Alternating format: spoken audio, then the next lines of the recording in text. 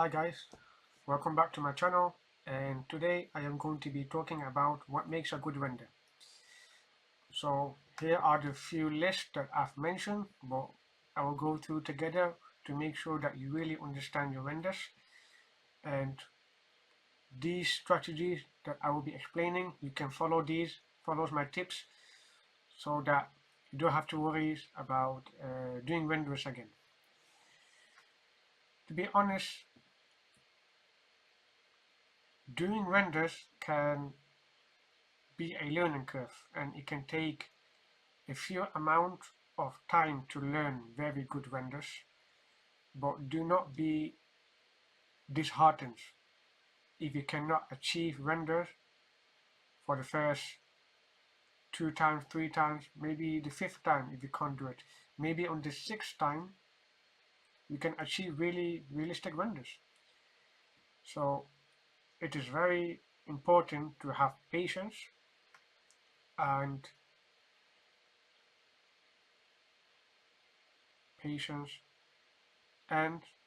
to never give up. Everybody, whenever you see these dudes on YouTube or Instagram, they only show you the realistic renders. Oh, I can do these renders, and used to impress everybody. But the problem is that they're not thinking a lot about beginners. So there are beginners who want to learn renderings, and they're starting from zero. And it really needs people with beginners. They really want to get into rendering, but they just don't know how to, and sometimes they may be wondering why their renders does not work. So here again, I'm going to be going through the list on how this works. Okay, so what makes a good render? Realistic rendering using light sources, shadows, reflection to mimic the lighting. So let's imagine the world for a bit. I think I mentioned in my previous videos that you can see about using my iPhone. You can easily see my glasses. Look, you can see my glasses are reflecting. That's part of the material. If you understand how this works, then I'm sure you can create good renders. So I have found some good pictures on the internet. So I don't know anybody about these. I just found these randomly on Google so that I can explain how this works. Okay. So these are just interior renderings, so obviously that's the inside. As you can see that they have included the right amount of lightings. So you've got some exterior, so kind of like dark time, so that would be like just around after sunset.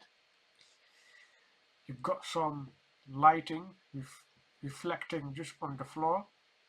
Okay, you've got some marbles, some reflecting as well. You've got some artificial lightings, materials. You can see even the glass. So if I zoom that in a bit, you can see that glass here is transparent. Not only is transparent, it's also reflective. If you can see clearly on these lightings, you can see these reflective on these tables just over here, right? If you understand how materials works in the real world, I promise you, you will create good renders. Okay, so even if you look on this side here, you can see some glass panels over here. So glass, even though you can see it transparent, you may see some reflection on the glass. So this is one of the examples that I showed you, perfect examples. So just reframe your mind on how each materials work. Let's say on these wooden floors, if the wood has been mopped by a mop and water, etc., then you will see some water on the floor or very shiny reflected floor based on the mop. But obviously the floor is dry, so that it will stay the same like this. Yes, so that is why if I were you, I would just experiment the lightings. Everybody can say, yeah, you have to use this light, you have to use that light, you know, etc. But if I were you, I would just experiment the lighting, because if we listen to, obviously we listen to our instructors, obviously, but if we rely on our instructors too much, then we won't have flexibility to create good renders like these ones. So that's point number one for creating realistic renders, and I hope this makes sense. Number two, high quality textures. So you can download PBR textures for free, but paid ones are the best. The paid ones get you the highest quality. Free ones gets low quality. So that is this is based on life. If you pay expensive items or expensive services, you will get good quality items or service in return. If you buy for cheap stuff, then it will break easily. So this is just an example. So I'm not saying go spend everything, but I want you to be careful on and be selective on what materials you want to use in your renders, so you don't have to waste money. But I'm sure paid one are the best ones. Okay. I hope this makes sense so far. Number three, good composition and camera angles. These are the most important for your realistic renders. So I'm going to show you on this side now. I got it from Google again, but this is just to show you how this works. You can see the reflective, so you have to understand how materials works when they are wet, when they are dry, etc. Now, to have good angles and compositions, you can see this is definitely 100% not a real render, because you can see the wall has been slanted on the angle, but it should be right angle. Let's say you are in real life, okay, and you don't want to have a house that is a wall with angles. It cannot be weird, right? So you just imagine, if you want to make a render, just imagine that you are in a real space, not taking a photo. It's kind of like you are taking a photograph in a real space, just like that. If you can reframe that mind, if you can reframe your mind, then I'm sure that you will understand how composition and angles works. Okay. There's no critiques in here, but I'm just showing you how composition and angles work for those who doesn't know. So it is obvious this is not realistic, but you can see realistic that the wall has been right angles. That's good. You can see these are 2D perspective, so you can select these on Lumion. 2D perspective, yes, and have also angle, so you make sure that the camera height is not too high, not too low. If it is, let's say we have, okay, the maximum height of humans are around 2 meters. So you can put eye level around 1.7 meters if you're doing Lumion. This is to make realistic renders. If you put too high or too low, then it wouldn't be realistic. So if you understand, again, like I said before, if you understand how the world works in real life, then you can create realistic renders. So I hope that this makes sense so far again. Now, post-processing. Using this technique with color adjustment, depth of field, and other effects, Photoshop and Adobe Lightroom are examples of this. But I'm going to write this here. It is optional. Oops, optional. There you go. The reason why it's optional is just to make it more beautiful, more little bit more realistic.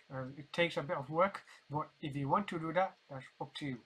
So there's no strict requirements on doing the post-processing. You can edit, color, depth of field, etc. in Photoshop or Adobe Lightroom to make it as the final presentation before you submit your work to your clients, or maybe you want to add that to your portfolio. That should be in the final phase. Let me write it down. This should be in the final phase. Before you, like I said again, before you send work to clients or add work to your portfolio, etc. Final phase. Now the last thing I want to mention is detail and precision. They can make or break your renders. Having eye for detail makes your renders more realistic. And the reason why I put this as the last one is because I'm making this the most important part of any renders, and this is also the most serious. So I've showed you an example what I mean. Again, from Google, I'm not criticizing anybody. They did some good work. I'm just showing these pictures just for this sake of clarity and to show you what I'm talking about. Okay. Let's say the picture on the left. You can see this one here is very good lighting, very good renders, obviously. But you can see that these renders, these modelings are kind of basic. No critique here, obviously, but these are basic modelings. So let's say if you want to work for a client, for example, then it would be expected from the client to add more details. So you want to make a render that's kind of like for your marketing purposes. What makes the render attractive? What makes my work attractive so I can get more clients or more people to pay me, whatever, in real estate or commercial, etc. Now on the right hand side, you can see definitely it has more detailing. You can see the lighting, the lamps. I don't see any lamps here on the left hand side. I can see lamp, some lighting, I got some curtains, I got some nice furniture sofa, detailed, extra sofa. You can see it only has one sofa. It would be better maybe two sofa, pillow, sorry. Yeah, so there will be, it only has one pillow. So that must be more than one pillow to make it more detailed, more better. And obviously in this render here, it has more pillows on each sofa. Very good lighting, artificial lighting, day lighting. You can see even the background over here. You can see some trees to show more realistic. And you can see even the reflection of the material. Can you see?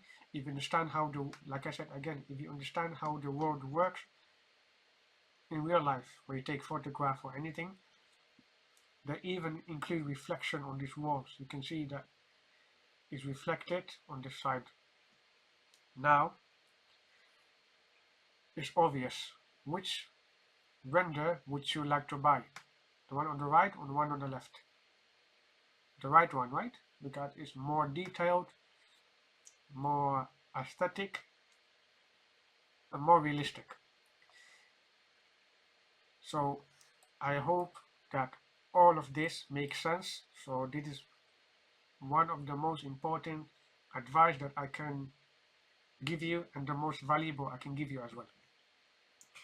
So yes, I hope that this video is useful. Please like, comment and subscribe on this YouTube channel.